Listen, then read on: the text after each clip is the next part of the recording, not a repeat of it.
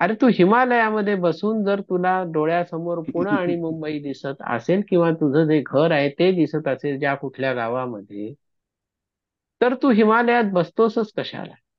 म्हणजेच तू गेलायस कशाला? मनशांती मिळवण्यासाठी. पण ते मन इतकं का तुझ्या आवाक्यात आलेलं आहे? तू स्वतःला एवढा शहाणा समजतोस का? तू एवढा मोठा कधीपासून झालास की तुला तुझं मन शांत करण्याला हिमालय गाठावा लागतो आणि हिमालयात गेल्यावर तुझं मन अतिशय शांत होतं? ही आत्मवंचना आहे. कुठेही गेलात तरी तुमचं मन शांत होत नाही, कारण अशांततेचाच सतत प्रादुर्भाव असल्यामुळे अशांतताच मनुष्याला अतिशय आवडते. आणि अशांत वातावरणामध्ये सतत राहिल्यामुळे जेव्हा त्या अशांततेतून शांततेच्या वातावरणात आपण जातो, त्यावेळेला ती शांतता तुमच्या अंगावर येते, तुम्हाला ती सहन होत नाही. म्हणजे जर ती शांतता अंगात येत असेल, आपण बघितलंय अंगात येणं वगैरे, तर ती शांतता जर तुमच्या अंगात येत असेल, तर ती अंगात आलेली शांतता तुम्हाला कधीही शांत होऊ देत नाही, ती तुम्हाला अशांतच ठेवते. का? तर ती आतमध्ये अंगात आलेली शांतता तुम्हाला तुमचं ते काही हजार मैलांवरचं घर दाखवते. तुमचे विचार तिकडे जातात, त्या विचारांचं प्रक्षेपण तिथे असतं. मग खरी शांतता तुम्हाला हवी आहे का नको आहे? हवी आहे म्हणता, पण त्या शांततेचा अनुभव घेण्यासाठी जे काही सक्षम मन लागतं ते तुम्ही कुठे तयार केलं? मग सुख समाधान शांती महाराज म्हणतात ना, कोणाला नकोय? सगळ्यांना हवी आहे. पण मग त्याच्यासाठी काही अभ्यास केला पाहिजे की नाही?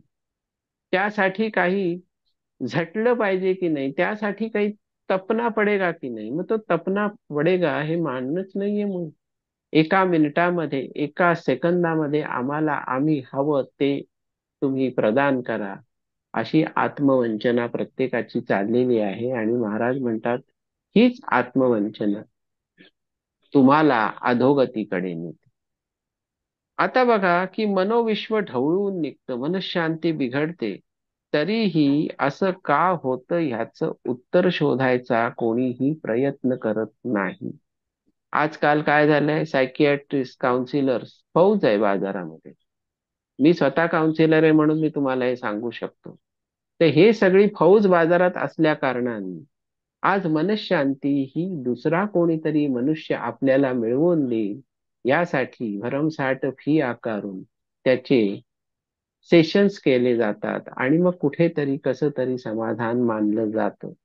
मला एक सांगा तुम्ही की महाराजांचं म्हणणं असं आहे की 100% दुसऱ्याला तुम्ही कन्व्हिन्स करू शकता का? कधीच नाही. आयुष्यात तुम्ही 100% कोणालाही कन्व्हिन्स करू शकत नाही, कारण तुम्ही स्वतः 100% कन्व्हिन्स तसे होता का? हा महाराजांचा रोकडा सवाल आहे की तुम्ही स्वतः होता 100%? कोणी समोर तुमच्या बसलंय आणि तो तुम्हाला काहीतरी तुमच्याच तब्येतीविषयी, तुमच्या मनाविषयी पोटतिडकीनी सांगतोय काहीतरी, तुम्ही मख्खपणे त्याचं ऐकून घेता, पण तुम्ही कन्व्हिन्स होता का? मग जो तुम्हाला कन्व्हिन्स करतोय त्याला ते शक्य नाही. तुम्ही स्वतः सुद्धा स्वतःला 100% कन्व्हिन्स करू शकत नाही. तुम्ही स्वतःची खोटी समजूत काढता आणि खोट्या समजुतीपायी जे काही निर्माण होतं, जो काही मनोव्यापार तयार होतो, जे जडग व्यागळ जे जग आहे ते सगळं तुमच्या समोर अवतरित होतं विचित्र स्वरूपामध्ये, त्याला तुम्ही म्हणताय आम्ही जगतोय. आम्ही जगतोय बेफाम. कसं बेफाम? बेफामच जगतायत प्रत्येक जण. आपण काय करतोय, आपण काय वागतोय, कसं बोलतोय ह्याचं भानच उरलेलं नसल्यामुळे सुख शांती समाधान तुमच्याकडे येणारच कसं?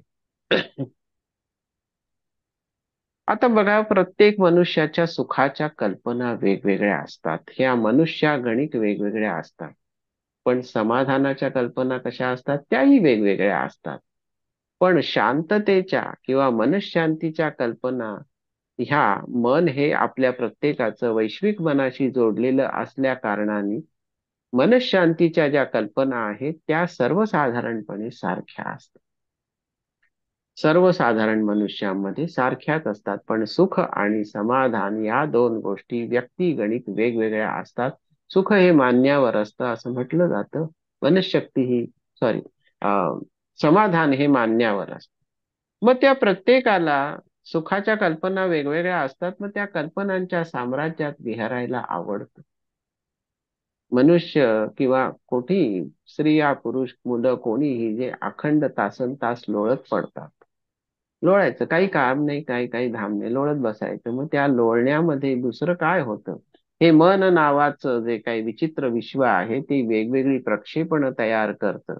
आणि मग मी असं केलं तर त्याच्यावरनं असं, त्याच्यावरनं असं एक साखळी एकात एक कड्या अडकवत निर्माण केली जाते. आणि त्या साखळीच्या ज्या काही टोकापर्यंत तुम्ही पोहोचता तिथे जे उमलणारं तुमच्याच मनातलं भावविश्व आहे, महाराज त्याला म्हणतात की ते सगळं भ्रामक जग आहे, ती तुमच्या सुखाची परमोच्च कल्पना असते.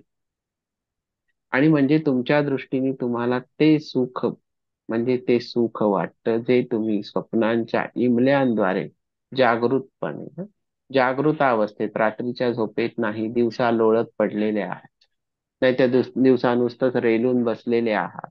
चाललंय कल्पनांचा साम्राज्याचा खेळ चाललेला आहे. महाराज तो कल्पनांच्या साम्राज्याचा खेळ निरंतर निरखत असतात. इच्छा, असूया, वासना, महत्वाकांक्षा, हावरेपणा, अतृप्ती, विषय तृष्णा, कामना ह्या कशानेही सुख शांती समाधान लाभत नाही.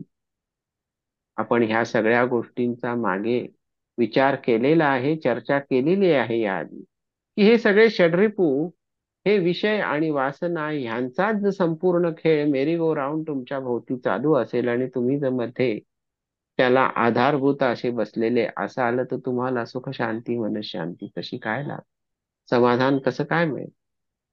मग माणसं आधार कसला घेतात? अहो आमच्या वाडवडिलांनी सांगितलंय त्याचा कसला काय सांगितलंय वाडवडिलांनी, की ग्रंथ पोथ्या पुराण दंतकथा पुराणातल्या कथा स्तोत्र मंत्र अनुष्ठान होम हवन ह्याच्या सगळ्याचा आश्रय माणसं घेतात. कशासाठी? त्या पूर्ण बिघडलेल्या मनस्थितीला काहीतरी कुठेतरी एक सक्षमता प्रदान करण्यासाठी ती तात्कालिक असते. महाराज काय म्हणतात की हे सगळं तुम्ही करा, ग्रंथांचं वाचन कराल, ते मुखोद्गत कराल, पुराण मुखोद्गत कराल, पोथ्या मुखोद्गत कराल, स्तोत्र मुखोद्गत कराल, प्रकांड पांडित्य मिळवाल, त्याच्यावरचं तत्वज्ञान तुम्हाला चर्चा करून दुसऱ्याला सांगता येईल. वास्तविक ते तत्वज्ञान तुमच्या अंगामध्ये कधीही मुरणार नाही, कारण नुसतीच पोपटपंची चालू आहे. मग त्याच्यामधनं होतं काय? तुम्ही म्हणाल की आम्ही प्रकांड पंडित आहोत, पण प्रकांड पंडित झाल्यानंतर तुमच्या आतमध्ये जे काही उफाळून येतं त्यालाच अहंकार म्हणतात, असं जेव्हा महाराज सांगतात त्यावेळेला महाराजांचं म्हणणं असंच आहे त्या गोष्टीला, की तो जो अहंकार आहे तोच तर तुम्हाला सुख समाधान आणि मनशांती मिळवून देत नाही, कधीच मिळणार नाही. याचं कारणच आहे अहंकार त्याच्याबरोबर दुसऱ्या अहंकाराची बीज रोवत रोवत पुढे येत असतो. एका अहंकाराचे सुद्धा आविष्कार आहे. अहंकार एकटा नसतो. अहंकाराची अनंत रूप आहेत, अहंकाराचे अनंत डायमेन्शन आहेत. त्या डायमेन्शन मध्ये तो अहंकार सर्व दूर असा फिरत असतो आणि त्या फिरणाऱ्या अहंकाराच्या पोटी जी अहंकाराची बीज निर्माण होतात किंवा जी अहंकाराची पुढची अपत्य निर्माण होतात ती मनुष्याला आयुष्यात कधी सुख शांती समाधान मिळवून देत नाहीत. आणि महाराज तर नेहमी म्हणतायत की सुख शांती समाधान सगळ्यांनाच पाहिजे असतं, त्यासाठीच तर सगळी धडपड चालली आहे. तरीही हे नक्की काय आहे हे समजून घ्यायला नको का, हा महाराजांचा सवाल आहे.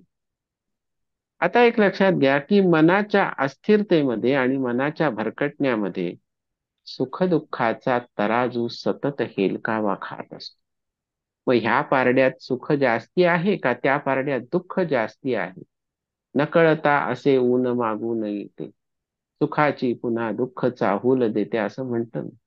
मग सुखाची पुन्हा दुःख चाहूल देते म्हणजे दुःख संपल्यानंतर मानलेलं सुख आणि सुख संपल्यानंतर शाश्वत दुःख हे सगळं जेव्हा तुमच्या वाट्याला येत असतं, दुःखाला शाश्वत का म्हटलंय महाराजांनी? कारण ते चिरकाळ टिकतं आणि त्याचा सल हा तुमच्या मनःपटलावरती तुम्ही मरेपर्यंत कायम राहतो. म्हणूनच महाराज म्हणतात की दुःख हे चिरकाळ टिकतं आणि सुख हे क्षणिक असतं. मग तरी सुद्धा तुम्ही त्याच्यासाठी धडपडताय, त्याच्यासाठी अविरत धावताय ना. मग जितक्या तटस्थपणे मनाच्या ह्या सगळ्या व्यापारांचं तुम्ही सूक्ष्म अवलोकन कराल, निरीक्षण कराल, ह्या हालचाली चालू आहेत सतत सतत. आता होतं भुईवर मग गेला आभाळाला, बहिणाबाई म्हणून गेल्यात. मग त्यांनी मनावरती एवढं सुंदर लिहिलंय, ते वाचलं तरी सुद्धा महाराजांचा बोध काय आहे हे बहिणाबाईंच्या त्या कवितेवरनं कळेल.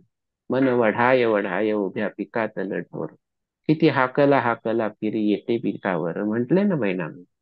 मग महाराज तेच सांगतायत ना तुम्हाला, की मनाचं तटस्थपणे सूक्ष्मपणे अवलोकन करा, त्या हालचाली कशा होत आहेत, कुठून कुठे विचार जाते, तो उंच माझा झोका कसा जातोय, हिंदोळ्यावर कसं सतत आपण बसलेलो आहोत. आपल्याला वाटतं आपण स्थिर बसलोत एका जागी पहुडलेलो आहोत, पण तुम्ही सतत त्या हिंदोळ्यावरच बसलेले असता. मनाची जी आंदोलनं चाललेली आहे त्याचं कधी निरीक्षण केलंय का, हे महाराजांचं प्रश्न आहे तुम्हाला. तुम्हाला म्हणजे मलाही आहे तो. सगळ्यांनाच तो प्रश्न आहे की ते निरीक्षण केलंय का. मग ते निरीक्षण केलं तर तुम्हाला काय सापडतं ते पहा. मग तिथे आपण जर महाराजांना म्हटलं ते तुम्ही सांगा काय सापडतं, ते महाराज म्हणते मी नाही सांगणार. तुझ्यातला जो स्वयं आहे ना, तुला सतत जो स्वयं स्वयं मी जो आहे, त्या मीलाच विचार. तो स्वयं तुला काय सांगतो ते बघ ना. मग त्यामध्ये तुला जर लक्षात आलं की सुख आणि दुःखाच्या तागडीमध्ये मी आता नेमकं काय तोलणार आहे, तो धारवाडी काटा त्याचा जो वरचा फिरणार आहे तो कसा जाणार आहे, कुठलं पारडं खाली जाणार, कुठलं वर जाणार. मग ते पारडं खाली वर जाण्यामध्येच काय साधलं जातं, तुझ्या मनस्थितीचं ते प्रत्यक्षपणे चित्रण आहे. मग ते चित्रण मला दिसतंय, मी तुला विचारतोय की तू हे अवलोकन करतोयस का, तू या हालचालींचं प्रक्षेपण कसं होतं ते पाहतोयस का.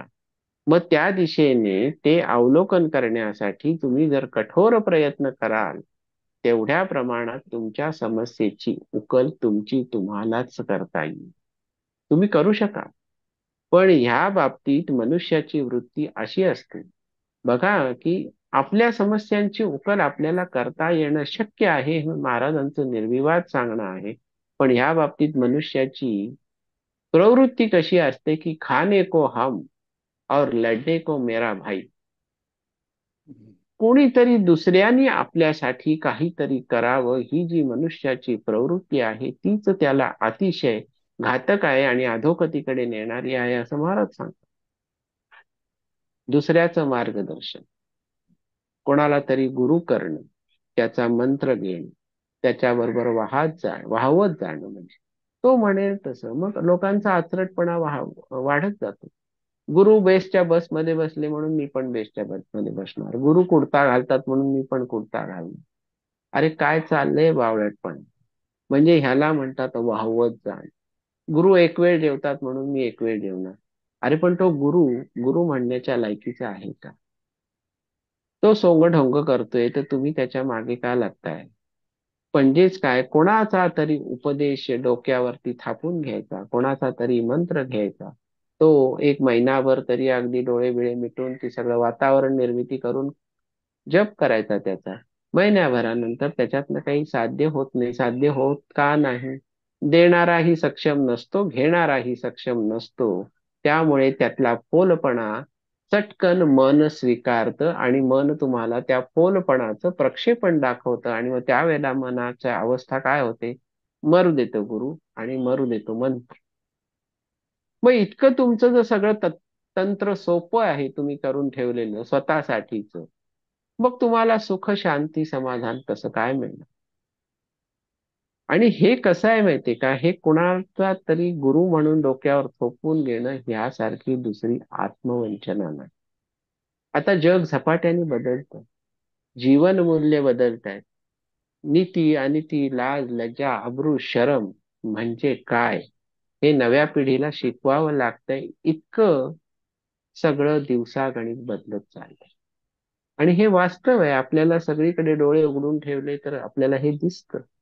ज्या गोष्टी काही पिढ्यांपूर्वी अब्रह्मण्यम म्हणून म्हटल्या जात होत्या, म्हणजे त्यांचा उच्चारही नको, त्यांचा विचारही नको, त्या सगळ्या गोष्टी आज आपल्या घरामध्ये नांदतायत प्रत्यक्षपणे.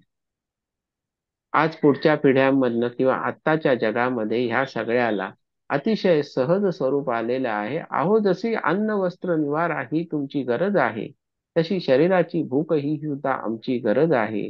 आणि त्यासाठी लग्न संस्कार वगैरे ह्या गोष्टी आम्हाला मंजूर नाहीत. इतक्या हिणकसपणे ह्या सगळ्या गोष्टींचा व्यापार आज घराघरामध्ये बोकाळलेला आहे. वैचारिक व्यापार, असं महाराजांचं सांगणं आहे. मी दरवेळेला हे का तुम्हाला सांगतोय की असं महाराजांचं सांगणं आहे. महाराजांचा बोध ह्या पद्धतीने त्यांनी केलेला. महाराज देशोदेशी जात असत. महाराज अनेक वेळाला अनेक ठिकाणी जात असत. अनेक ठिकाणी त्यांचं स्थलांतर होत असे, प्रवास करत असत, अनेक किलोमीटरचा प्रवास करत असत. जिकडे तिकडे त्यांचे जे भक्तगण होते, त्या भक्तगणांचे जे काही प्रश्न असत ते महाराज सोडवत असत. कुठले? माझं लग्न होईल का? मला बायको मिळेल का? मला धन मिळेल का? मला 4 मुलगे होतील का? हे प्रश्न महाराज सोडवत नसत. दर्दी माणसं जे काही आध्यात्मिक स्वरूपाचे प्रश्न महाराजांना विचारत, त्यावेळेला महाराज अतिशय आनंदात असत आणि महाराज त्या प्रत्येक प्रश्नाची मुद्देसूद उत्तरं देत असत. तेच तर महाराजांचा अध्यात्म आहे. आणि त्याच पद्धतीचा उपदेश महाराजांनी प्रत्येकाला केला आहे. त्यातलं आद्य वाक्य हेच आहे की सुख शांती समाधान हे सर्वांनाच हवं आहे. आणि त्यासाठीच मनुष्याची सगळी धडपड चाललेली आहे. पण खरंच तुम्हाला सुख शांती समाधान मिळतं का? या प्रश्नाला धरून महाराज जे विवेचन करतायत, ते विवेचन आज आपण पाहतोय, ऐकतोय. आज मी बोलतोय, आपण ऐकताय. प्रश्न असा येतो मग की अनंत पिढ्यांच्या पूर्वी जे काही सगळं होतं ते आज नाहीस झालेलं आहे. 100 वर्षापूर्वी जी काही घरं होती, जी माणसं होती, जे काय होतं त्यातलं आज काहीही उरलेलं नाही. मग हे जर एवढं शाश्वत आहे, तर त्यावेळची जीवनमूल्य आणि आजची जीवनमूल्य ह्याच्यामध्ये जो जमीन आसमानाचा फरक आहे. फरक कोणी केलाय? मनुष्याने केलाय. कशामुळे केलाय? विज्ञानामुळे ते शक्य झालंय. कशामुळे झालंय? आणखीन अर्थकारणामुळे शक्य झालेलं आहे.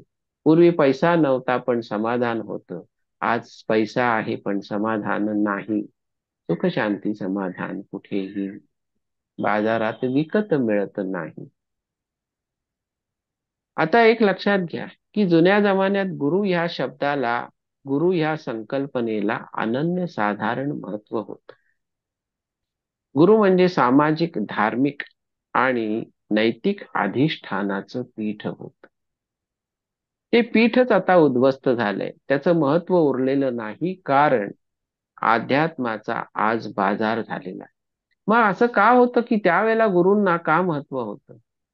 तर त्या काळी भौतिक आणि ऐहिक ह्या गोष्टींनाच स्थान नसल्यामुळे जीवन कष्टमय, श्रममय आणि निसर्गमय होतं. मनुष्य निसर्गाशी 100% जोडला गेलेला होता. नैसर्गिक साधन संपत्ती अफाट होती. मनुष्याच्या बाबतीमध्ये त्या साधन संपत्तीचा उपयोग हा सहज भावे होत होता. आज ते राहिलंय का कुठे? आज निसर्गापासून माणूस कुठच्या कुठे लांब आलेला आहे. कशाच्या शोधामध्ये? तो कांचनमृगाच्या शोधामध्ये मनुष्य आलेला आहे. कसला कांचनमृग आहे तो? आध्यात्मिक कांचनमृग आहे का साधनेचा कांचनमृग आहे? तसा नाहीये तो. आजचा कांचनमृग हा ऐहिक आणि भौतिक सुखांचा कांचनमृग आहे आणि त्याच्या पाठी समस्त मानवजात ही धावत सुटलेली आहे. आज भौतिकता, ऐहिकता आणि सुखलोलुपता आणि पैसा ह्यांचंच अधिराज्य आपल्याला सगळीकडे दिसून येतं. जो वरी पैसा तो वरी पैसा. पैशाशी उठ आणि पैशाशी बस. હું લક્ષ્મીનું દાસ आणि पैसा म्हारा परमेश्वर, ही जिथे संकल्पना समाजामध्ये दृढ झालेली आहे, तर तिथे सगळी जीवनमूल्य ही भौतिक सुखाच्या पायाशीच तर आपण आणून टाकलेली आहे. आणि सगळी जीवनमूल्य पारखली कशावरती जातात? कोणता कस लावला जातो? जसं सोन्याला कस लावला जातो तसा. तर त्या सगळ्या भौतिक आणि ऐहिक जीवनमूल्यांना किंवा ज्या सुखलोलुपतेला ह्या ऐहिक आणि भौतिक सुखाच्या कसावरतीच पारखून पाहिलं जातं ना, त्याचाच कस लावला जातो.